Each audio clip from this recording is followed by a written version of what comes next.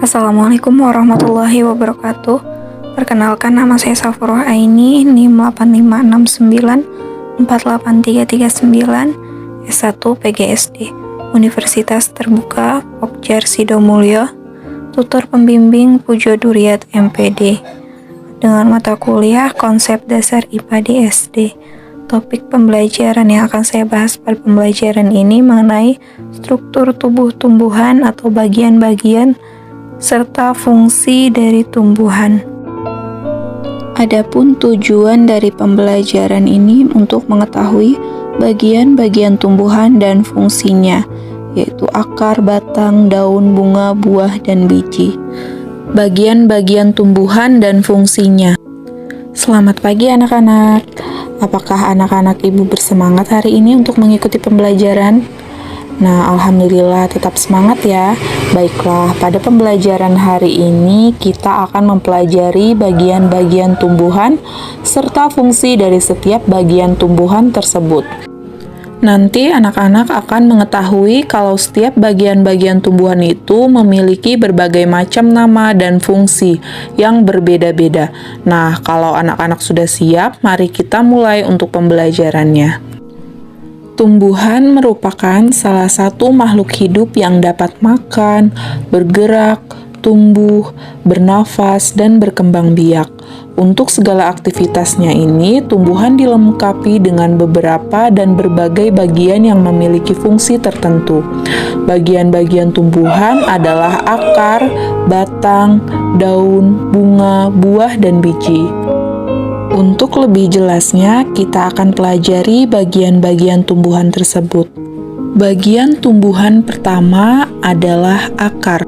Akar adalah bagian tumbuhan yang pada umumnya berada di dalam tanah.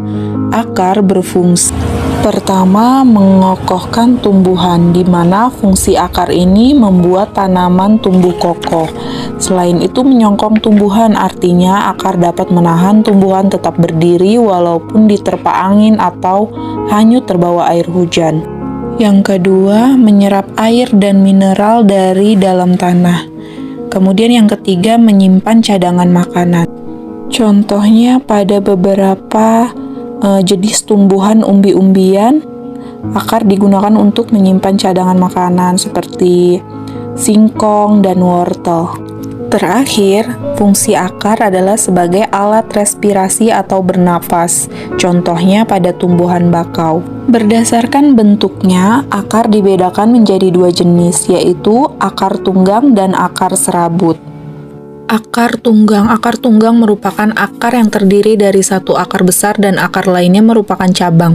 Biasanya terdapat pada tumbuhan berkeping dua atau dikotil seperti singkong, wortel, mangga, dan jeruk. Akar serabut merupakan akar yang berbentuk seperti serabut dan berbentuk kecil, biasanya terdapat pada tumbuhan berkeping satu atau monokotil seperti padi, jagung, dan kelapa. Bagian kedua yaitu batang. Batang memiliki fungsi sebagai alat pengangkut mineral dan air. Selanjutnya, tempat muncul daun, bunga, dan buah, dan menyimpan cadangan makanan. Bagian-bagian batang yaitu ada pembuluh tapis, pembuluh kayu, kambium, dan kulit kayu. Berdasarkan bentuknya, batang terbagi atas tiga, yaitu batang berkayu, contohnya seperti pohon jati, kemudian batang berumput, contohnya seperti padi, kemudian batang basah, contohnya seperti seledri dan daun bawang.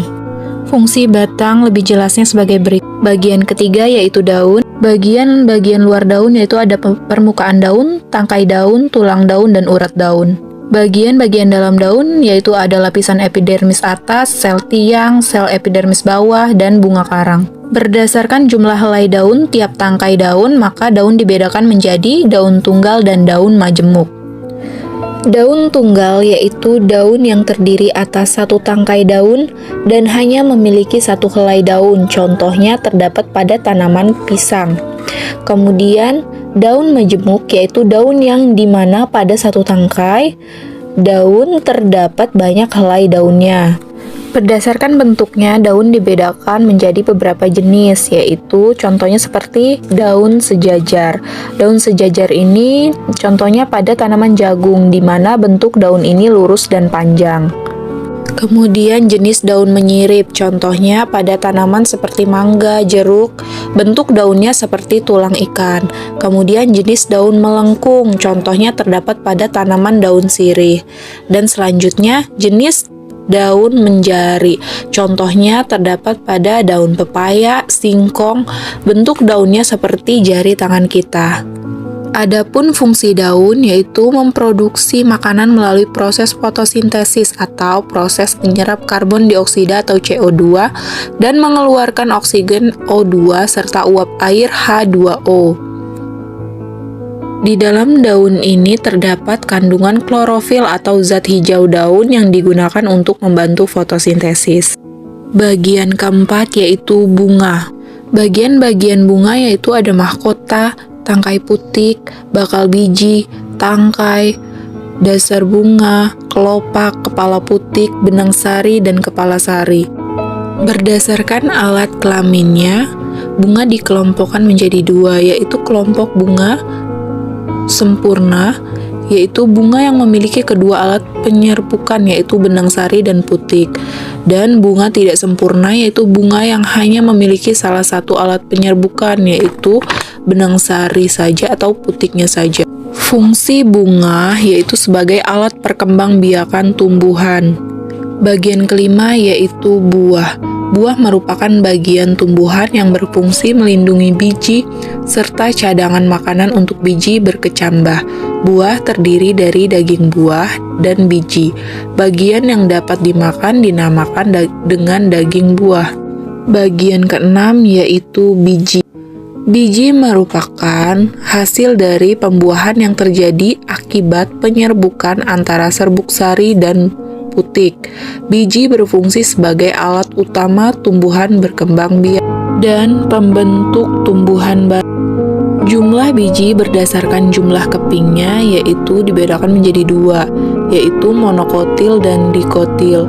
Monokotil yaitu biji yang berkeping satu, contohnya terdapat pada tanaman jagung, dan biji dikotil yaitu biji yang berkeping dua yang terdapat pada tanaman mangga.